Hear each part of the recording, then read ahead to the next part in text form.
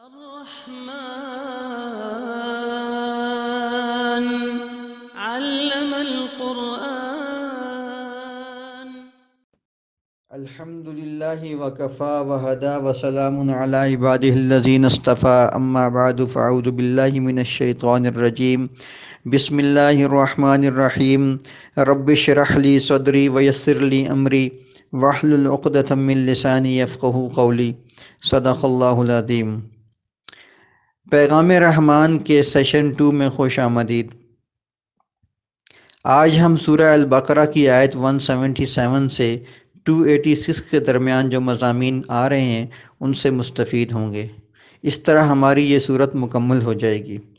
یہ مدنی صورت ہے اور اس میں احکام شریعت آنا شروع ہو گئے تھے. کل کے سیشن میں ہم نے اس کی ایک جھلک دیکھی تھی. آج کے سیشن میں معاشرت اور مالی معاملات کے متعلق احکام شریعہ سے بہرہ مند ہوں گے. آیت 177 سے 182 میں اللہ تعالیٰ 3 باتیں ارشاد فرما رہے ہیں. پہلی بات اللہ یہ فرما رہے ہیں کہ نیکی کا تصور یہ نہیں ہے کہ قبلہ کو بدلا جائے. اصل نیکی یہ ہے کہ اللہ پہ ایمان لایا جائے، اپنے پسندیدہ مال کو خرچ کیا جائے، نماز اور زکوٰۃ قائم کی جائے، وعدوں کو پورا کیا جائے، مشکلات اور جنگ میں صبر کیا جائے. یہی سچا اور متقی ہونے کی نشانی ہے. دوسرا اللہ فرما رہے ہیں کہ قصاص ہر مقتول کا لیا جائے گا. اگر ورثاء معاف کر دیں یا دیت پر راضی ہوں تو حکم میں نرمی کی جا سکتی ہے. پھر اللہ فرما رہے ہیں کہ قصاص میں تمہارے لیے زندگی ہے اور تمہاری زندگیوں کا تحفظ ہے. پھر اللہ فرماتے ہیں کہ جو مالدار فوت ہونے لگے اس کو چاہیے کہ وصیت کر جائے اپنے ورثاء کے بارے میں. البتہ یہ حکم جو ہے یہ منسوخ ہو چکا ہے.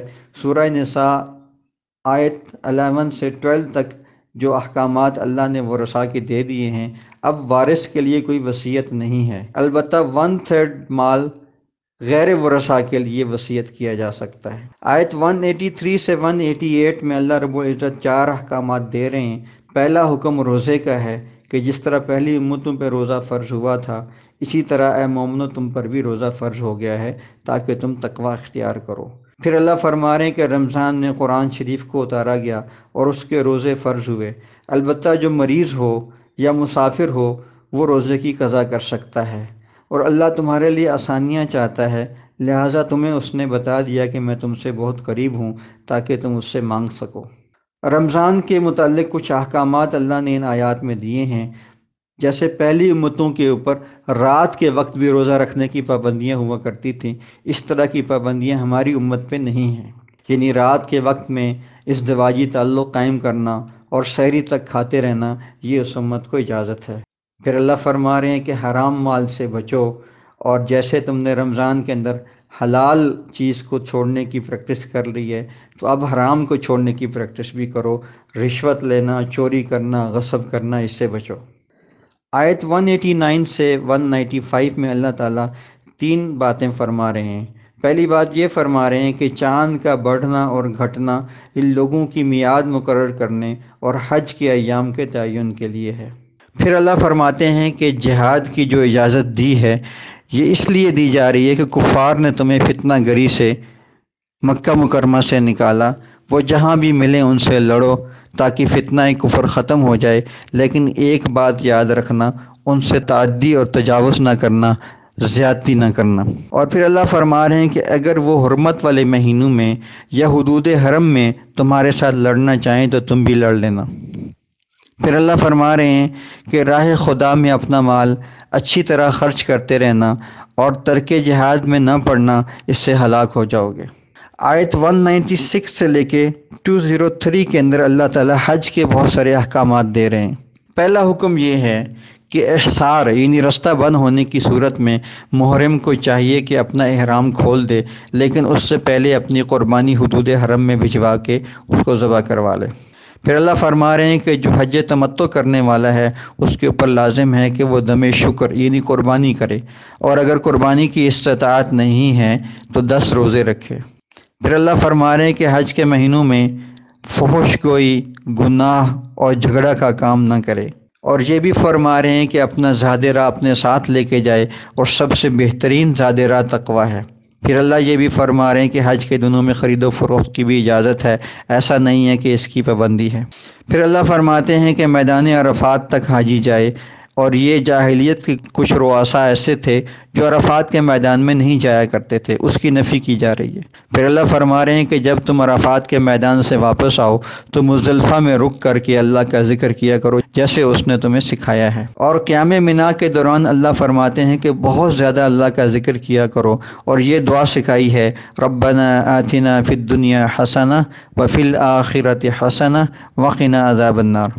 اور منا سے واپسی کے لیے اللہ نے دونوں اختیار رکھے ہیں، چاہے تو 12 ذی الحج کو ہی واپس آ جائے اور چاہے تو 13 ذی الحج کو واپس آئے۔ آیت نمبر 204 سے 210 تک اللہ تعالیٰ 3 باتیں ارشاد فرما رہے ہیں۔ پہلی بات ایک برا کردار ہے جو بعض منافقین نے اختیار کیا تھا، اور اپنی باتوں اور قسموں سے حضور پاک صلی اللہ علیہ وسلم کو اپنے ایمان کی یقین دہانیاں کراتے تھے، حالانکہ اللہ فرما رہے ہیں کہ وہ جھگڑالو ہیں، ضدی ہیں، فسادی ہیں۔ یہ اخنس بن شریک کے بارے میں نازل ہوئی۔ دوسرا کردار اللہ فرما رہے ہیں ایسے لوگ بھی ہیں جو اللہ کی رضا کی خاطر جان تک کا سودا کر دیتے ہیں۔ یہ حضرت صہیب کے بارے میں نازل ہوئی جنہوں نے اپنا سارا مال ہجرت کے موقع پہ مکہ والوں کو دے دیا تھا۔ پھر اللہ ایک اور بات فرما رہے ہیں کہ اے ایمان والو، اسلام کے اندر پورے کے پورے داخل ہو جاؤ اور شیطان کے نقش قدم پر نہ چلنا۔ اگر لغزش سے ایسا ہو جائے تو اللہ غالب ہے اور وہ کل قیامت کے دن سب کے درمیان فیصلہ کر دے گا۔ آیت نمبر 211 سے 216 کے اندر اللہ رب العزت 3 باتیں ارشاد فرما رہے ہیں۔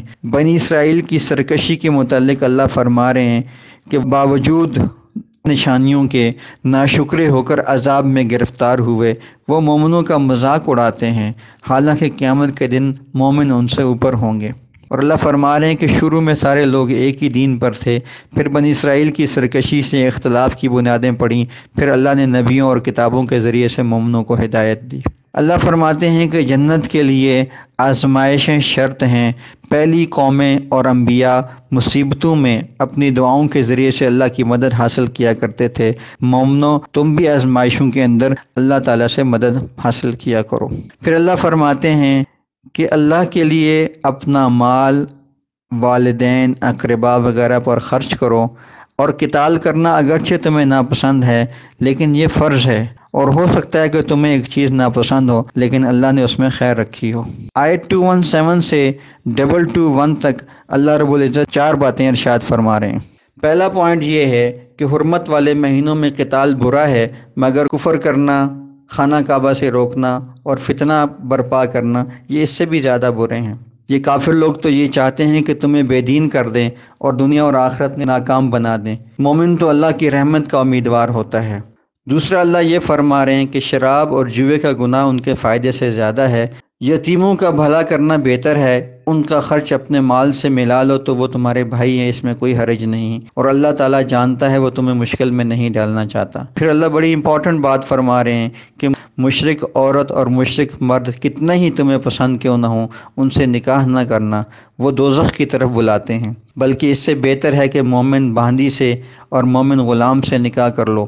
پھر آیت نمبر 222 سے 228 میں اللہ رب العزت 3 مسئلے بتا رہے ہیں۔ پہلا مسئلہ حیض کے متعلق ہے۔ اللہ فرماتے ہیں کہ اپنی بیوی کے پاس جب تک کہ وہ حیض سے پاک نہ ہو جائیں نہ جانا، اور جب جانا بھی ہو تو اسی طرح جانا جس طرح اللہ نے حکم کیا ہے، وہ تمہارے لیے کھیتیاں ہیں۔ پھر قسم اور ایلا کے متعلق اللہ فرماتے ہیں کہ اللہ کی قسم کھا کر لوگوں کو نیکی سے نہ روکو۔ اللہ لغو قسم پر نہیں بلکہ پختہ دل کی قسم پر پکڑتا ہے، اور جو لوگ ایلا یعنی بیوی سے دور ہونے کی قسم کھا لیتے ہیں ان کو 4 مہینے کی مہلت ہے، اگر 4 مہینے میں بیوی کے پاس نہ آئے تو طلاق ہو جائے گی۔ پھر اللہ فرما رہے ہیں کہ طلاق کی عدت 3 ماہواری ہے، اس دوران عورتیں اپنے رحم کا بچہ نہ چھپائیں۔ عورتوں اور مردوں کے حقوق برابر ہیں، البتہ مردوں کو ایک درجہ حاصل ہے۔ پھر اللہ 229 سے 232 میں ارشاد فرما رہے ہیں کہ وہ طلاق جس کے بعد رکھنے یا چھوڑنے کا اختیار ہو وہ صرف 2 ہی ہیں۔ اگر تیسری طلاق دے دی تو اب عورت آزاد ہو گئی، وہ کسی اور مرد سے نکاح کر سکتی ہے، اور اگر پہلے والے مرد سے نکاح کرنا چاہے تو لازم ہے کہ کسی اور سے نکاح ہو اور اس سے طلاق ہو۔ خلا کے متعلق اللہ تعالیٰ فرما رہے ہیں کہ مہر کی رقم لینا جائز نہیں، البتہ اگر عورت خلا کی صورت میں خود مہر سے دستبردار ہو جائے تو جائز ہے۔ رجوع کے متعلق اللہ فرما رہے ہیں کہ جب عورتوں کی عدت پوری ہو جائے تو ان کو آزاد کر دو۔ ایذا دینے کی خاطر ان کو روک کے رکھنا یہ جائز نہیں۔ اور پھر اللہ فرما رہے ہیں کہ جن عورتوں کو طلاق ہو جائے عدت کے بعد ان کو اپنی پسند کی شادی کرنے سے نہ روکو۔ آیت 233 سے 242 کے اندر اللہ رب العزت 3 باتیں ارشاد فرما رہے ہیں۔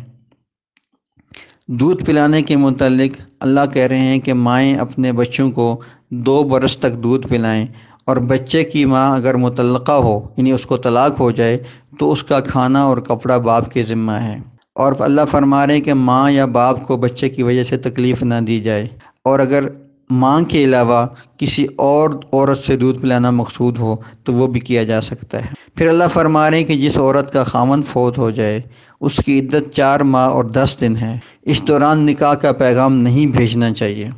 پھر مہر کے متعلق اللہ فرما رہے ہیں کہ اگر شب زفاف سے پہلے طلاق ہو جائے اور مہر مقرر نہ ہو تو تھوڑا سامان دینا چاہیے، اور اگر مہر مقرر تھا اور طلاق ہو گئی شب زفاف سے پہلے تو اب آدھا مہر دینا ہوگا۔ پھر 238 سے 243 کے درمیان اللہ رب العزت 3 باتیں ارشاد فرما رہے ہیں۔ پہلی بات نمازوں، خاص طور پہ درمیانی نماز کی حفاظت کی ہے۔ اللہ فرما رہے ہیں کہ ایک دشمن کا خوف بھی ہو تو پیدل یا سواری پہ نماز پڑھ لینا، لیکن چھوڑنا نہیں۔ پھر اللہ فرما رہے ہیں کہ شوہر کو چاہیے کہ وصیت کر کے جائے کہ اس کی بیوہ کو گھر میں 1 سال تک رکھا جائے گا۔ اگر اس دوران وہ خود ہی اپنی شادی وغیرہ کے لیے چلی جاتی ہے تو حرج نہیں ہے۔ اس آیت کا حکم منسوخ ہے۔ پھر اللہ تعالیٰ ایک واقعہ بتا رہے ہیں کہ موت سے فرار ممکن نہیں۔ بنی اسرائیل کے کچھ لوگ طاعون کے خوف سے بھاگے، 1000 سے زیادہ ان کی تعداد تھی۔ رستے میں اللہ نے ان کو موت دے دی، اور پھر کچھ عرصے کے بعد ان کو سبق دینے کے لیے کہ موت سے تم نہیں بھاگ سکتے، اللہ نے دوبارہ زندہ کر دیا۔ اللہ فرماتے ہیں کہ زیادہ تر لوگ ناشکرے ہیں۔ پھر اللہ رب العزت 244 سے 252 کے اندر 3 باتیں ارشاد فرما رہے ہیں۔ اللہ کی راہ میں لڑو، اللہ کے لیے خرچہ کرو، یہ اللہ تعالیٰ کے پاس قرض حسنہ ہے، وہ کئی گنا بڑھا کے آپ کو لوٹائے گا۔ پھر ایک واقعہ لکھا ہے، بنی اسرائیل نے اپنے نبی سے کہا کہ ہمارے لیے کوئی لیڈر مقرر کریں تاکہ ہم اس کی سربراہی میں جہاد کر سکیں، تو انہوں نے طالوت کا نام لیا، تو وہ انکاری ہو گئے اور کہنے لگے کہ یہ کیسے ہمارا بادشاہ بن سکتا ہے۔ تو نبی نے کہا کہ اس کی نشانی یہ ہے کہ اس کے پاس تابوت سکینہ ہوگا۔ چنانچہ اس کے ہاتھ تابوت سکینہ کو دیکھ کر جنگ کے لیے آمادہ ہو گئے۔ رستے میں ایک نہر پڑتی تھی، اس میں حکم یہ ملا کہ اس نہر سے پانی نہیں پینا، لیکن اکثر لوگوں نے اس کا پانی پی لیا اور ان کی ہمت جاتی رہی۔ چند ایمان والے لوگ بچ گئے جنہوں نے یہ دعا پڑھی، ربنا افرغ علینا صبرا وثبت اقدامنا وانصرنا علی القوم الکافرین، تو اللہ نے ان کو فتح عطا کی۔ اس دوران حضرت داؤد علیہ السلام نے جو طالوت کے لشکر میں تھے، انہوں نے جالوت کو جو کہ دشمن کا لیڈر تھا اس کو قتل کر دیا، اور بعد میں اللہ نے داؤد علیہ السلام کو بادشاہی، حکمت اور علم عطا کیا۔ اللہ فرما رہے ہیں کہ یہ جو واقعات میں بتاتا ہوں یہ رسول اللہ صلی اللہ علیہ وسلم کی نبوت اور رسالت کی نشانیاں ہیں۔ آیت 253 سے 257 کے اندر اللہ رب العزت 3 باتیں ارشاد فرما رہے ہیں۔ اللہ فرما رہے ہیں کہ بعض رسولوں کو دوسروں پر فوقیت دی ہے۔ اللہ چاہتا تو سب لوگ ایک ہی ہو جاتے، لیکن اللہ نے لوگوں کو اختیار دے رکھا ہے، وہ مومن بنے یا کافر۔ پھر اللہ فرما رہے ہیں کہ اے مومنو، قیامت آنے سے پہلے اپنا مال خرچ کر لو۔ پھر آیت الکرسی ہے جس میں اللہ فرماتے ہیں کہ وہ زندہ و قیوم ہے، نہ اسے اونگ آتی ہے نہ نیند آتی ہے، آسمان و زمین میں سب اسی کا ہے، اس کی اجازت کے بغیر کوئی کسی کی سفارش نہیں کر سکتا، اس کے پاس ہر چیز کا ایسا علم ہے کہ اس کی منشا کے بغیر کوئی اس کو جان نہیں سکتا، اس کی کرسی آسمان اور زمین پر حاوی ہے، جن کی حفاظت سے وہ تھکتا نہیں، وہ برتر بھی ہے، عظیم بھی ہے۔ پھر اللہ امپورٹنٹ بات فرما رہے ہیں کہ دین پر لانے میں کسی کو جبر نہیں کیا جائے گا، ہدایت اور گمراہی دونوں واضح ہو چکے ہیں، اور مومن جو ہوتا ہے وہ نہ ٹوٹنے والا مضبوط کڑا پکڑ لیتا ہے اور اللہ کا دوست بن جاتا ہے، اور اللہ اس کو نور میں لے جاتا ہے، اور کافروں کا دوست طاغوت ہوتا ہے جو انہیں اندھیروں میں لے جاتا ہے۔ پھر آیت 258 سے 260 کے اندر اللہ رب العزت 3 باتیں ارشاد فرما رہے ہیں۔ پہلی بات یہ ہے کہ ابراہیم علیہ السلام نے جب نمرود کو بتایا کہ اللہ موت اور حیات کا مالک ہے تو نمرود کہنے لگا کہ یہ کام تو میں بھی کر سکتا ہوں۔ تو ابراہیم علیہ السلام نے کہا اچھا پھر ایسا کر، سورج کو مغرب سے نکال کے لیا۔ اس پہ وہ ہکا بکا رہ گیا۔ بخت نصر کے ہاتھوں جب بیت المقدس کی تباہی ہوئی تو حضرت عزیر علیہ السلام کا وہاں سے گزر ہوا تو انہوں نے کہا کہ اس بستی کو اللہ کیسے زندہ کرے گا؟ اللہ تعالیٰ نے عزیر علیہ السلام کو 100 سال تک کے لیے موت دے دی، اور اس کے بعد جب ان کو اٹھایا اور کہا کہ دیکھو یہ جو تمہارا کھانا تھا یہ بھی تر و تازہ پڑا ہے، اور جس گدھے پہ تم سوار ہو کے آئے تھے وہ فوت ہو چکا، اور پھر اس گدھے کو زندہ کر کے اللہ نے بتا دیا کہ مردہ چیزوں کو کیسے زندہ کیا جاتا ہے۔ ابراہیم علیہ السلام نے اللہ سے مردے زندہ کرنے کا پوچھا تو اللہ نے فرمایا کہ 4 پرندے اپنے ساتھ مانوس کر لو، اور اس کے بعد انہیں کاٹ کر مختلف پہاڑوں پہ ان کو ڈال دو، اور پھر ان کو بلاؤ گے تو وہ دوڑتے ہوئے آئیں گے۔ اس طرح ابراہیم علیہ السلام کو اللہ نے موت کے بعد زندگی کا کانسیپٹ۔ اس کے بعد 15 آیات ہیں 261 سے لے کے آنورڈ، جس میں اللہ رب العزت خرچ کرنے کے آداب بتا رہے ہیں۔ 261 سے 263 میں اللہ رب العزت فرماتے ہیں انفاق کا اجر گندم دانے کی طرح ہے جو 700 گنا بڑھ جاتا ہے، اور اللہ جس کے لیے چاہتا ہے اور بھی بڑھا دیتا ہے۔ پھر اللہ فرماتے ہیں کہ جو لوگ انفاق کرنے کے بعد یعنی خرچ کرنے کے بعد نہ احسان جتلاتے ہیں نہ طنز کرتے ہیں، ان کے رب کے پاس ان کا اجر ہے۔ صدقہ کے بعد احسان جتلانے اور طنز کرنے سے بہتر ہے کوئی اور اچھی بات کر لی جائے۔ مومنو، صدقہ کے بعد احسان جتلانے اور طنز کرنے سے اجر ضائع ہو جاتا ہے۔ پھر اللہ فرما رہے ہیں کہ انفاق کرنے کا مقصد اللہ کی رضا ہو، نہ کہ ریاکاری۔ ریاکاری کی مثال ایسے ہے جیسے کسی پتھر کی گرد پر بیج اگانے کی کوشش کی جائے اور جب بارش آئے تو وہ بیج بہہ جائے۔ پھر اللہ فرماتے ہیں 264 سے 266 کے اندر کہ رضائے الہی کے لیے اور ثابت قدمی کے لیے اللہ کی راہ میں خرچ کرنے کی مثال اس بلند جگہ کی سی ہے جو زرخیز ہو، اور جہاں تیز بارش ہو تو ڈبل غلہ آتا ہے، اور اگر تیز بارش نہ بھی ہو فوار پڑے تو وہ بھی فائدہ دیتی ہے۔ پھر اللہ ایک اور مثال دیتا ہے، کیا تم میں سے کوئی یہ چاہتا ہے کہ بڑھاپے کی حالت میں ہو، اس کی اولاد بھی کمزور ہو، اور اس کے کھجوروں اور انگوروں کے باغات ہوں، اور ان کے اوپر ایک آگ کا بگولا گرے جس سے وہ تباہ ہو جائیں؟ جو لوگ ریاکاری سے صدقہ کرتے ہیں ان کے اجر بھی اسی طرح ضائع ہو جاتے ہیں۔ پھر آیت 267 سے 271 کے اندر اللہ رب العزت یہ فرما رہے ہیں کہ اے مومنو، اپنے مال اور اپنے زمین کی پیداوار میں سے عمدہ چیز اللہ کی راہ میں خرچ کیا کرو، ایسی ردی نہ ہو جس کو لینے کے لیے تم خود بھی راضی نہ ہو۔ پھر اللہ فرماتے ہیں کہ انفاق سے روکنے کے لیے شیطان تمہیں فقر سے ڈراتا ہے، جبکہ بے حیائی کے کاموں پر خوب خرچ کراتا ہے۔ دوسری طرف اللہ رب العزت مغفرت اور فضل کا وعدہ فرماتا ہے۔ اللہ جسے چاہتا ہے دانائی کی باتیں سکھا دیتا ہے، اور جسے دانائی کی بات مل گئی اسے خیر کثیر مل گیا۔ پھر اللہ فرما رہے ہیں کہ اعلانیہ صدقہ کرنا بھی اچھا ہے، لیکن خفیہ طور پہ فقراء کو دینا زیادہ بہتر ہے، وہ اس سے تمہارے گناہ بھی دور کر دے گا اور تمہارے دل کو پاک کر دے گا۔ پھر آیت 272 سے 274 میں اللہ رب العزت فرماتے ہیں کہ مشرکین کے ایمان کی خاطر ان پر خرچ کرنا بیکار ہے، اس لیے کہ ہدایت آپ کے اختیار میں نہیں ہے، ہدایت اللہ کے اختیار میں ہے، اور ان پہ خرچ کرنے سے بہتر ہے کہ ان فقراء پہ خرچ کیا جائے جو کہیں بند ہیں، آ جا نہیں سکتے، اور خودداری کی وجہ سے مانگتے بھی نہیں۔